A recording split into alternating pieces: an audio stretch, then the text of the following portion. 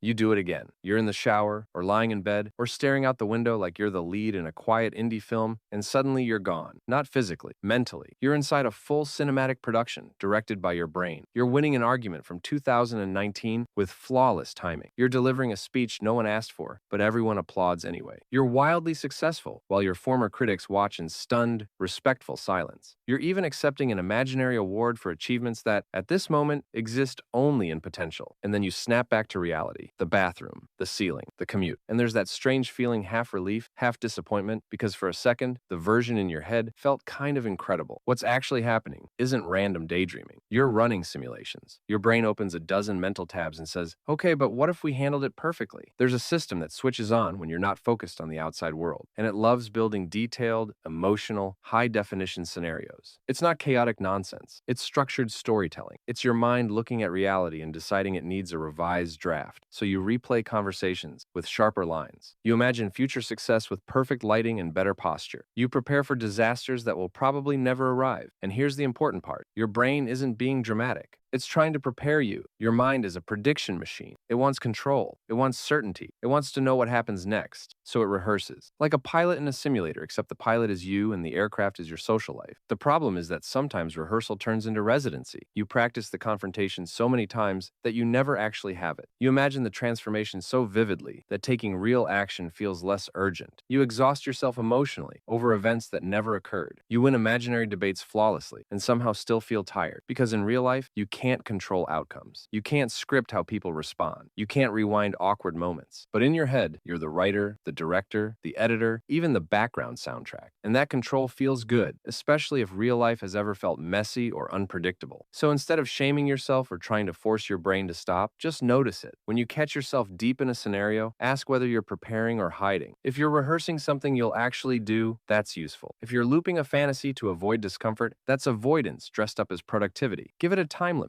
Visit the simulation, but don't move in permanently. And when you drift too far, gently return to the present. Feel your feet on the ground. Notice your breathing. Look at something real. This moment may be unscripted and imperfect. It may not come with dramatic lighting or applause, but it's real. Your mind will always create scenarios that's not the enemy. They're tools, not replacements. You can rehearse, but you don't have to live there. Your actual life, messy, uncertain, beautifully unpredictable, isn't a simulation. And maybe that's exactly what makes it powerful.